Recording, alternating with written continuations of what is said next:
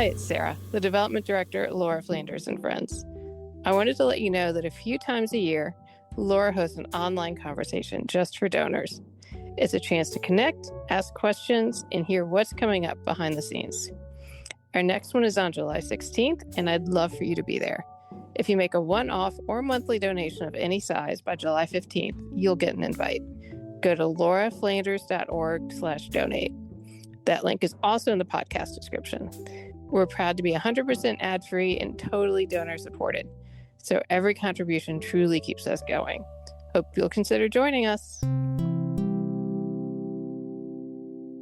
What makes people afraid in this moment is that there is a cost to solidarity.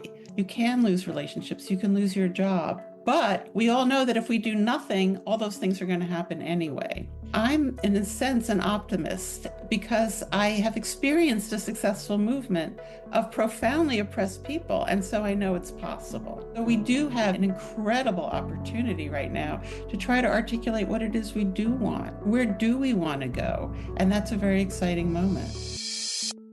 If asked, I will say that what distinguishes independent media from the commercial sort is that while commercial media's job is to deliver the audience's attention to advertisers, ours is to deliver the public to each other. At the end of the day, that's what I would say we are doing here, introducing people to one another.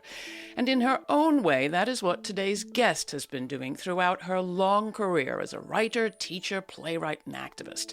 In her latest book, The Fantasy and Necessity of Solidarity, Sarah Schulman defines solidarity as the, quote, essential human process of recognizing that other people are real and their experiences matter. Solidarity is the action behind the revelation that each of us individually are not the only people with dreams. Often messy, often imperfect.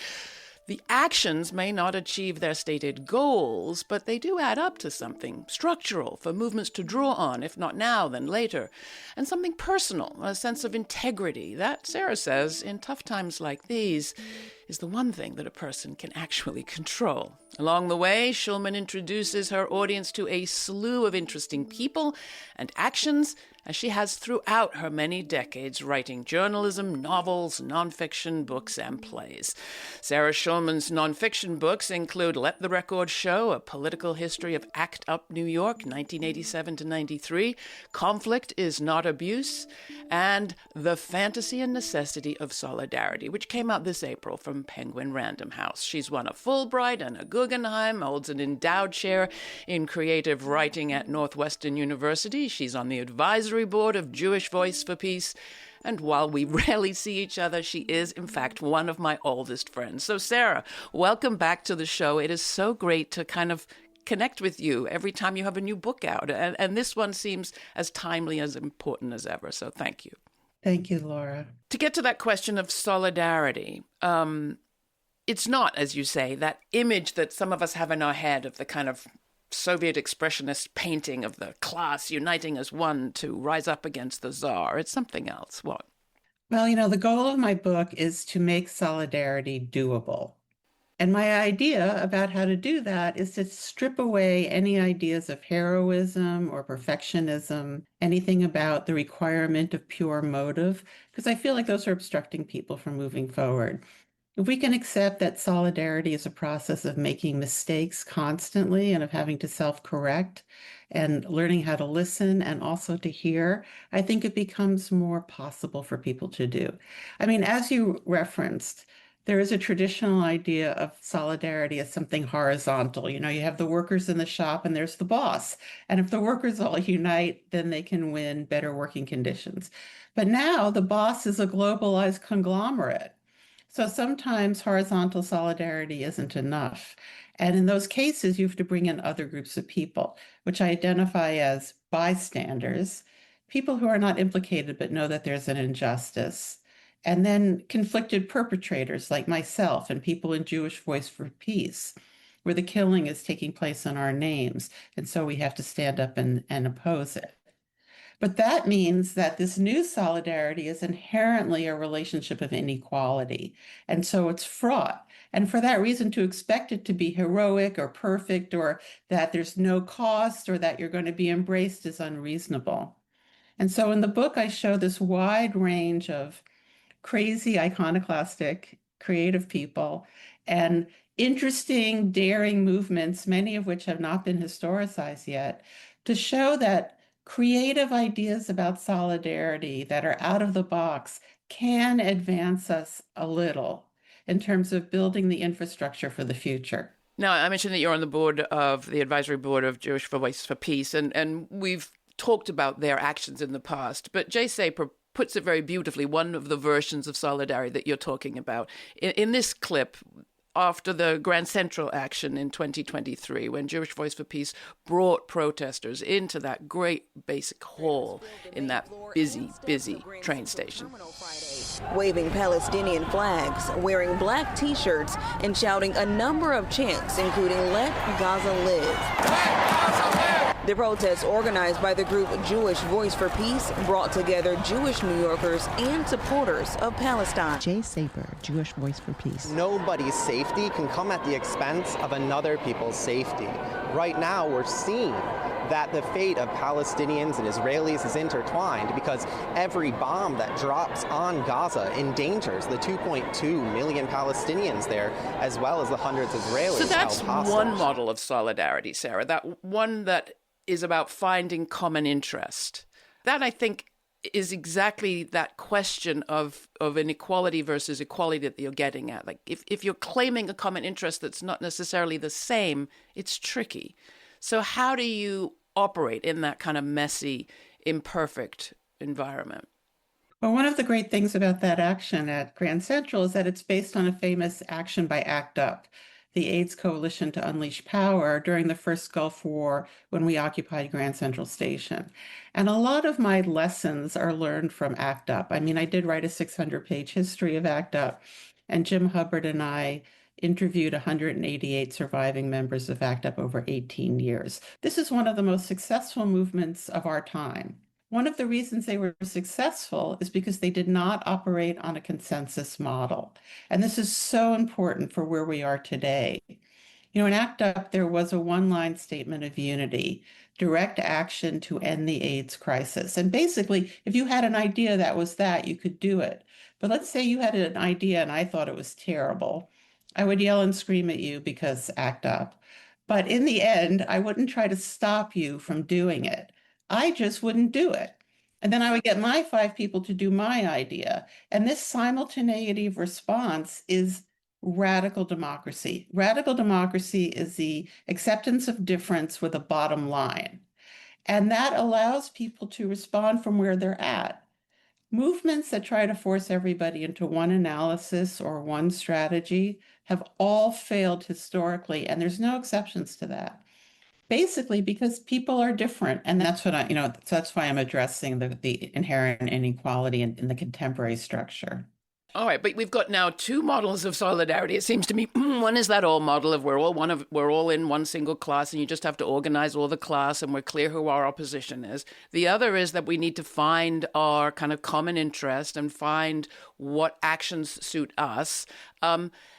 The other piece of it that you lay out so importantly in the book is that actions may not accomplish their goal, as I said at the top, but they do lay some kind of infrastructure. And I've thought that a lot as I've watched the uprising around Gaza. Who would have known that uprising could actually happen so quickly with so much diversity, such clarity, when it seems like just years ago you could hardly even talk about the actions of the government of Israel without being attacked. And in fact, those conversations rarely happened. Well, so, the movement that we're talking about, the Palestine Solidarity Movement, some of the key organizations that are still at play, like Students for Justice in Palestine or Jewish Voice for Peace, these are 30-year-old organizations. Over decades, people have written books, built a strategy, boycott, divestment, sanctions. That's the strategy of our movement, one of the strategies. And we have concepts like pinkwashing. I mean, so much infrastructure has been built that when students have erupted in this country, they have a movement that's coherent. And the student milieu, in my view, is the most moral, ethical milieu in American society today. It's the people who are leading the rebellion against the corruption. And it's amazing to watch. And, I'm in a sense an optimist because I have experienced a successful movement of profoundly oppressed people. And so I know it's possible. Well, the book is rich and it's very persuasive. And at the same time, there was a voice in the back of my head, me also now in my 60s, wondering, is this our effort to make peace with the defeats that we've sustained? Because while you describe, for example, ACT UP as a successful movement, which it was in its own moment, we now have another situation where the cutbacks to USAID are going to be costing tens of millions of deaths around the world from the AIDS epidemic that has never stopped. We have not been able to stop the Israeli assault on Gaza, even with the support that you describe. We've elected an administration that is going to bring hell down on communities that we care about and on our ability to function, such as I don't think we've even seen in our lifetimes. So how well did we do, really? Well, that's not how you evaluate it. I mean, right now we're in the middle of a cataclysm of fascism, and there's no quick fix. And we have to understand that. The idea that you can go in and just fix it is a supremacy concept. What makes people afraid in this moment is that there is a cost to solidarity. It's not this scot-free thing that our privilege is going to protect us from. So you can lose access, you can lose status, you can lose relationships, you can lose your job. But we all know that if we do nothing, all those things are going to happen anyway. So we have no choice but to try to mitigate this moment and think ahead to gradual progress towards the next. You also win things. I mean, they had a guest on our show recently, one of the participants in the Columbia encampments, who said, he was moved by the students that are today, a year later, threatening, being willing to risk their futures. And I was thinking, well, no, they're just choosing perhaps a different future. And that's why I wanted you to mention what happened in 1979, in the sense that decisions that you made then set you on this path. That has been a pretty rewarding life, it seems to me. That's correct. I dropped out of school because I was arrested. But that was a great moment in my life, because all these institutions are just hierarchies, pompous hierarchies that keep people down, these highfalutin schools that people are so glad that they get into. And there's a way that they're coming out the other end, realizing that there's a lot of malarkey to those structures. Well, that takes me to the more glass half full side of life. This is Laura Flanders and Friends. Laura's guest is award-winning writer, teacher, playwright, and activist Sarah Schulman. Her brand new book from Penguin Random House is The Fantasy and Necessity of Solidarity, in which she reflects on years of experiments and learning from the 1980s to today. Next, Laura and Sarah reflect on hope and the role of creativity in these times. Also, a commentary from Laura on the assassination of Minnesota lawmaker Melissa Hortman, a strategic progressive who practiced solidarity. You can watch this episode along with more from Schulman in the archives at lauraflanders.org. That's also where we invite you to subscribe to our newsletter, where you'll receive information on all of our web exclusives, including the full uncut conversation with Sarah Schulman, available for free as a podcast. The discussion continues, but first here's Thank You for the Day by Emma Jean Thackeray from her album Weirdo, courtesy of Brownswood Recordings. Open eyes, look across open skies, pupils wide, knowing the sun will rise. The moon will sleep, the day will come again. The sun's kisses greet me like a friend. I am a lotus, focus on the breath, trusting that there is no life or death. For never ending, I say thank you for the day. Well, that takes me to the more glass half full side of my own thinking about this moment, which is we are in a moment of, if not recreation, at least creative invention to meet the needs that aren't being met by corporations, by government, by one another. It's also a time, as you say in the book, to reimagine and reimagine systems that we've never had. I don't know what the timeline is on achieving them, But that's where the creativity, it seems to me, comes in. Well, a lot of these institutions that are being torn down in very brutal ways that are very destructive to individuals and to society at large, these were never good institutions in the first place. They were unjust and they were dysfunctional. Things like the FBI, healthcare delivery, the NEA, which was totally inadequate, private universities, all of these things. So we're not lamenting, we don't want to return to these unjust structures. So we do have, as you say, an incredible opportunity right now to try to articulate what it is we do want. Where do we want to go? And that's a very exciting moment. In the current book, the role of creativity comes up over and over again in the context you've just described, but also in the artists that you mention. And one person that I think of is Alice Neel, the single mother, painter, kind of countercultural character who never really got her due, but whose voice is captured in this wonderful documentary by her grandson. She died in 2007. Here's a clip. Whether I'm painting or not, I have this overweening interest in humanity. Even if I'm not working, I'm still analyzing people. She used to say that her nerves were at the ends of her fingers. They were raw and exposed.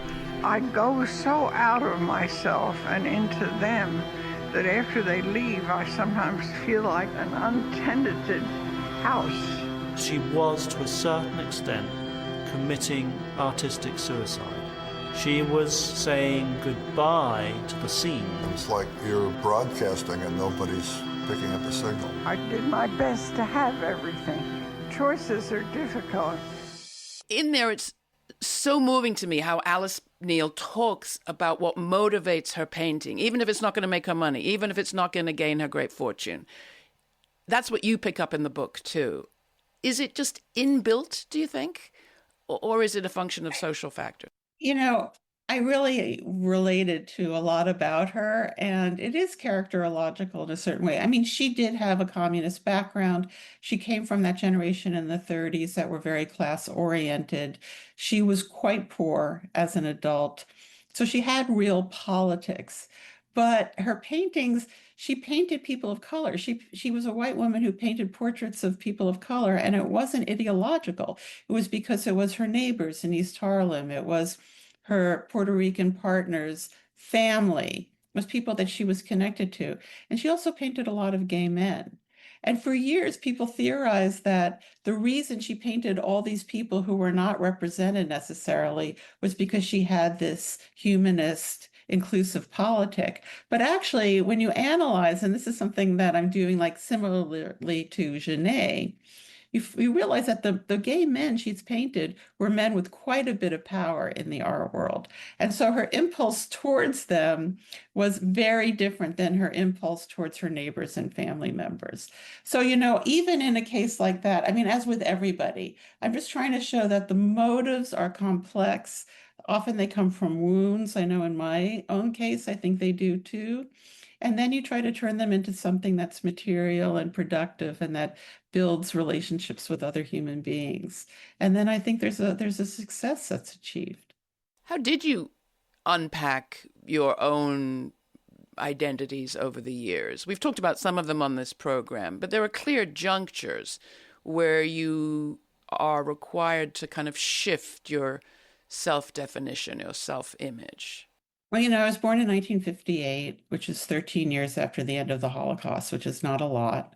And I come from a Holocaust family. My grandmother, who I grew up with, had 2 brothers and 2 sisters who were exterminated. And my grandfather's sister was murdered at Baba Yar. Okay, so I knew about the Holocaust since the day I was born. And, my family emphasized the issue of bystanders, that people stood by who knew what was occurring and allowed this to occur. But then my own family was also extremely homophobic and also sexist, to the point that I would say was pathological. And this went counter to the values that they had taught me. So I had a huge contradiction there that I had to grapple with. And as I went through my life, I mean, I really was been out of my family since I was about 16.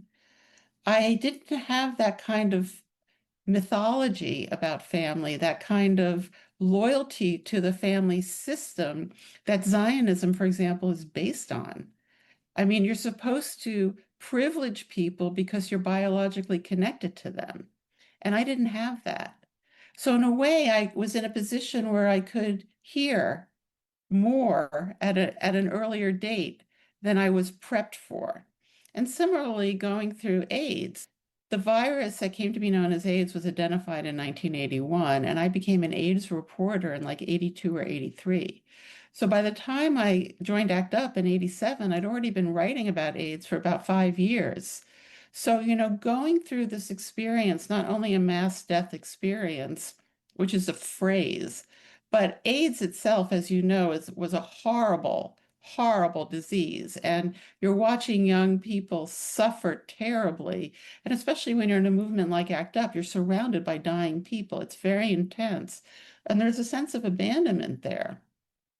And then when I confronted the Israeli occupation of Palestine, something resonated for me emotionally with between that and the AIDS experience, because what I felt that was similar was that people who were endangered were being falsely depicted as dangerous. Have you had to reimagine your self-concept in the course of your life as an activist? A million times. I mean, getting involved with Palestine was a huge thing for me. I mean, what happened was I had written a book about homophobia in the family, and I was invited, this is like 2009, I was invited to Tel Aviv University to give a talk on the book, and I had a homophobic Jewish family, and I wanted to go. And then a Jewish Turkish colleague of mine was like, you can't go, there's a boycott. And I'm like, what boycott? Because the boycott had been in 2005. So this was 4 years later, and it hadn't reached me. So my colleague was like, well, find out about it. So I thought, okay, I'll find out about it. So I emailed Judith Butler. Now, this is why people should answer every email, because Judith Butler wrote me back in 3 hours and sent me all these links and articles and things. And by the time I read everything that they had sent me, I was like, I can't go. There's a boycott. So I said publicly why I wasn't going to go. And then suddenly I received this email from someone named Omar Barghouti in Ramallah, West Bank. And I found out that he was one of the founders of the BDS movement because he had been at Columbia when you were there. That's right. During the anti-apartheid movement. And he saw how that had worked. And he was like, Professor Schulman, thank you for taking this principled stance. And I thought, uh-oh, I don't know what he thinks about gay people.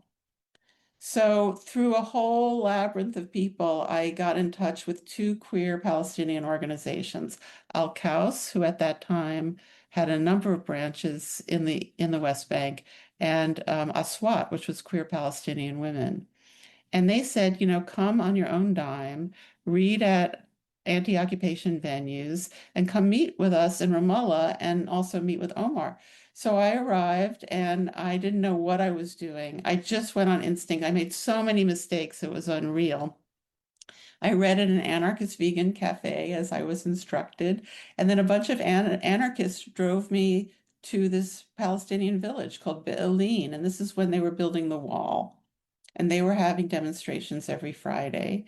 And I was in this demonstration, and then suddenly the Israeli soldiers come.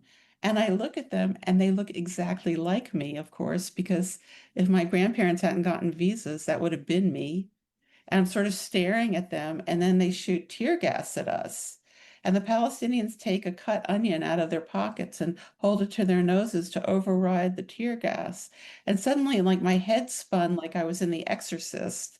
And this whole concept of who is we completely changed for the rest of my life. And I went to Ramallah and I met the queer Palestinians and I met Omar, and then I made my big mistake. And I said, Omar, what should I do? And he said, you're creative, you'll think of something. And that was when I started to learn, it took me years to figure this out, that it's not their job to tell me my strategy. I have to build it for myself based on my own concept, my own context. And part of that strategy turned out to be coming on what was then GRITtv, a previous iteration of this program with Omar yes. and talking about exactly this. It was on your show where he made his public statement supporting gay rights. And that was part of his vision for Palestine. That's right. Which turned around a lot of heads in this country about who were the forces in Palestine to be aligned with. Exactly. I have to say, the closing passages of your book are so beautiful. I'm inclined to ask you to read them, but because you might not have the book handy, I don't know if you do, I will just quote. You say, there's a kind of happiness that comes from trying to be a consistent person. And sometimes that's the only obtainable goal, to try. After all, there is a pleasure in thinking for yourself that, once it finds its home, becomes rejuvenating, fascinating, and life-giving. No power structure is stagnant. Healing takes place in relationship, and that is personal and also social. New approaches, understanding, and conversations are needed now and will always be needed. Solidarity is our way of life. As you think about this moment and what we need, what stands out? And are you finding what you need? As we're not winning right now, but we do have a vision. And I think my goal for myself is to be internally coherent, which I feel that I am. Internally, just for people that are listening carefully, not eternally. But internally coherent. And as you opened this conversation with, the only thing we can control is our own integrity. So expand it. Sarah Schulman, thank you so much. The most recent book is The Fantasy and Necessity of Solidarity. It's out now. Thank you. The full significance of the assassination of Minnesota lawmaker Melissa Hortman and her husband is just sinking in. And there are still those saying this was the act of an individual man gone mad. Obviously, there are many Trump-related reasons to dispute that, but here's another reason. Hortman stands out as the model of a strategic, progressive lawmaker who didn't just dream big dreams, but built the scaffolding to achieve them. In 2022, she didn't just ride a blue wave, she helped to orchestrate it, leveraging years of groundwork laid by coalition building, solidarity work, and the careful balancing of urban progressive interests with moderate rural ones. It all paid off in that so-called Minnesota miracle that wrote abortion rights into law, expanded LGBT protections, and brought Minnesotans paid family leave and medical leave and childcare and environmental protections and so much more. Will her killing strike a blow? Absolutely. But it's worth remembering that much of what she did and built on bears the name of another Minnesota legislator who was taken too soon, Paul Wellstone, the Wellstone Way. I suspect Melissa Hortman's name will live on as his does. In the meantime, you can find my full, uncut conversation with Sarah Schulman by subscribing to our free podcast. All the information's at the website. Till the next time, stay kind, stay curious. For Laura Flanders and friends, I'm Laura. Thanks for joining us. For more information on this episode, check out our show notes posted for free at patreon.com/Laura Flanders and Friends. And we invite you to subscribe to our YouTube channel to watch the premiere of each week's show and chat in real time with Laura. The premiere now airs on Fridays at 5 p.m. Eastern. Thanks to our member supporters, this show remains free to millions on public TV, community radio, and as a podcast. Not a member yet? Make a one-time donation or make it monthly at lauraflanders.org. This show is produced by yours truly, Laura Flanders, along with Sabrina Artel, Jeremiah Cothran, Veronica Delgado, Jeanette Hernandez, Jeannie Hopper, Sarah Miller, Nat Needham, David Neumann, and Rory O'Connor. Thanks for joining us.